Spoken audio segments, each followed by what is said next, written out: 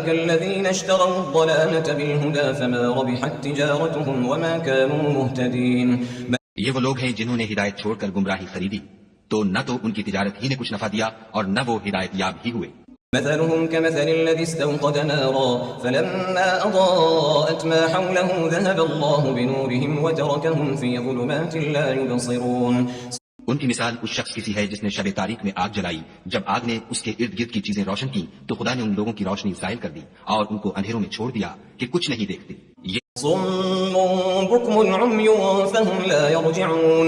یہ بہرے ہیں، گونگے ہیں، اندھے ہیں کہ کسی طرح سیدھے راستے کی طرف لوٹ ہی نہیں سکتے۔ أو كصيب من السماء فيه ظلمات ورعد وبرق يجعلون أصابعهم في آذانهم من الصواعق حذر الموت والله محيط بالكافرين۔ یا ان کی مثال میں کسی ہے کہ آسمان سے برس رہا ہو اور اس میں اندھیرے پر اندھیرا چھا رہا ہو اور بادل گرج رہا ہو اور بجلی کون رہی ہو تو یہ کڑک سے ڈر کر موت کے خوف سے کانوں میں انگلیاں ڈے لیں، اور خدا کافروں کو ہر طرف سے گھیرے ہوئے ہے۔ يكاد البرق يخطف أبصارهم كلما أضاء لهم مشوا فيه وإذا أظلم عليهم قاموا ولو شاء الله لذهب بسمعهم وأبصارهم إن الله على كل شيء قدير۔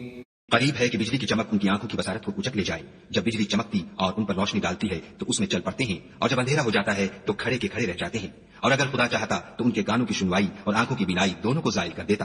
بلا شبہ خدا ہر چیز پر قادر ہے۔